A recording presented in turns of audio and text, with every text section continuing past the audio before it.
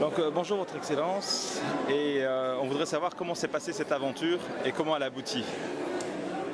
Bien, j'espère que ce sera une aventure qui va aboutir. Tout de même, je reste optimiste. L'idée est née pendant la campagne électorale pour l'élection présidentielle. Au moment de la tournée, pendant la campagne, bien évidemment, la communauté a exprimé un certain ressentiment. Mais surtout, elle a mis ça sur un ton positif en disant qu'il faudrait que la communauté en Belgique se rassemble, il faudrait que la communauté algérienne en Belgique suive l'exemple des autres communautés. Il faudrait qu'on arrive à fédérer nos efforts, il faut qu'il y ait plus de solidarité entre les Algériens. Et on s'est mis un petit peu au défi l'un et l'autre, c'est-à-dire la communauté d'un côté et les autorités d'un autre côté. Et l'idée est partie comme ça. Bien entendu, il y a eu pas mal de scepticisme, mais on est arrivé un petit peu à construire la confiance en se mettant d'accord au départ sur la manière de réaliser l'objectif, de manière à ce que ce ne soit pas une idée de l'administration qui serait parachutée au sein de la communauté, mais que ça serait une affaire pilotée par la communauté et avec le soutien des autorités sur un plan logistique. Et on est parti comme ça, et disons, la valeur ajoutée de notre côté a consisté à donner des garanties pour que ce processus de son début, du début jusqu'à la fin, puisse être régulier, transparent, légitime dans la mesure où il doit inclure tous les membres de la communauté, en favorisant un petit peu les jeunes et les femmes, c'est ce qu'on a essayé de faire, et que tout le monde puisse se reconnaître un peu dans cet objectif. Alors à partir de là, on a travaillé en deux phases, enfin ils ont travaillé en deux phases avec notre soutien. D'abord, l'ensemble de la communauté s'est réuni une fois à Bruxelles et on the spot, comme on dit, on a pu rassembler, chaque région a pu désigner ses propres représentants au sein d'un groupe de travail qui a élaboré les statuts, travaillé pendant 3 mois, et les statuts de programme de travail. Et une deuxième fois, c'est celle qu'on a amorcée hier à Liège, qui consiste à passer à la phase élective. Et donc c'est un peu là où nous intervenons en aval du processus de préparation, en offrant des garanties de régularité, de transparence des élections, afin que la composante de cette association soit véritablement représentative et fédérative et à l'échelle de la Belgique. Je pense que cet aspect a attiré un petit peu les gens, on l'a vu déjà hier. Nous avons été un petit peu agréablement surpris par l'affluence qu'il y a eu. Et les candidats ont été élus par la salle, si je puis dire, selon le même processus électoral qu'on a développé pour les présidentielles. Et donc les gens se sont reconnus par les jeunes, ce sont surtout des jeunes qui sont passés, par les jeunes qui ont été élus. Alors on refait le même exercice aujourd'hui à Charleroi et on le continuera la semaine prochaine dans les autres régions et on terminera à Bruxelles.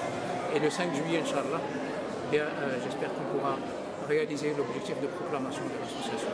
Par rapport aux communautés algériennes présentes à l'étranger, la communauté belge se situe à quel rang, si on peut appeler ça par premier, on appelle toujours la France, ensuite le Canada, et la Belgique, elle est je présume qu'elle est la France mise à part, je présume qu'elle vient après l'Espagne et l'Allemagne. Ça dépend des... Mais l'essentiel, ça ne diminue en rien, je veux dire, la difficulté de la tâche, parce que nous, il y a des réflexes assez surprenants au sein de notre communauté, on n'arrive pas toujours à transformer positivement les ressentiments ou alors les attentes des uns et des autres. Et donc ça a été un peu difficile.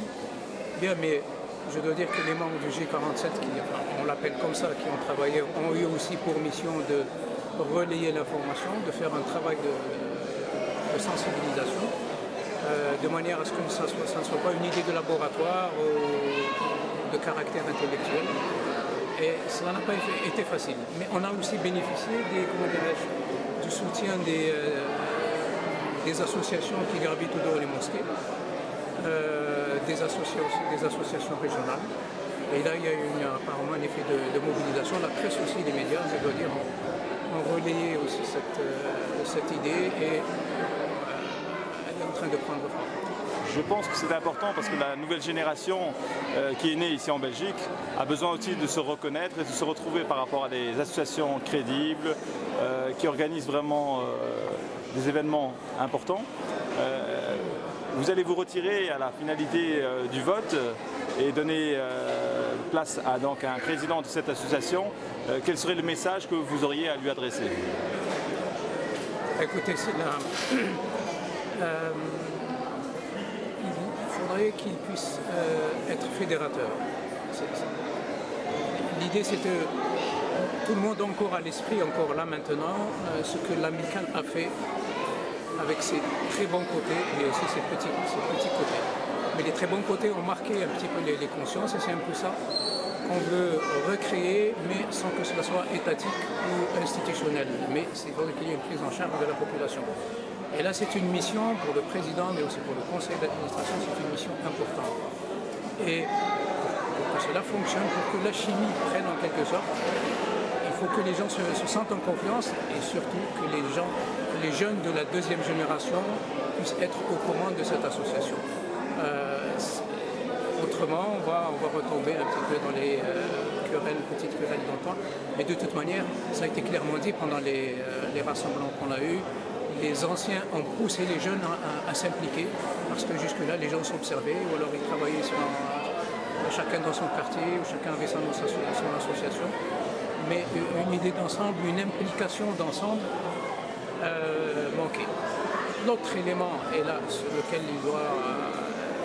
il a rapport à faire, c'est qu'il doit servir d'interface reconnue et légitime par rapport aux autorités belges qui ont besoin d'interlocuteurs, mais aussi par rapport aux autorités nationales à travers le pays. Si vous voulez développer des actions en direction vers le pays natal, en Algérie ou ici, il faudrait que d'un côté et de l'autre, il sente qu'il y a derrière lui une force, que ça n'est pas quelque chose d'artificiel, que ça n'est pas quelque chose de bâti sur du copinage, mais qu'il représente une force sociale.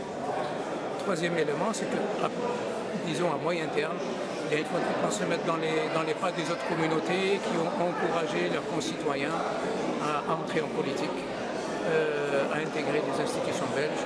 Et c'est une autre manière aussi de défendre les intérêts de la communauté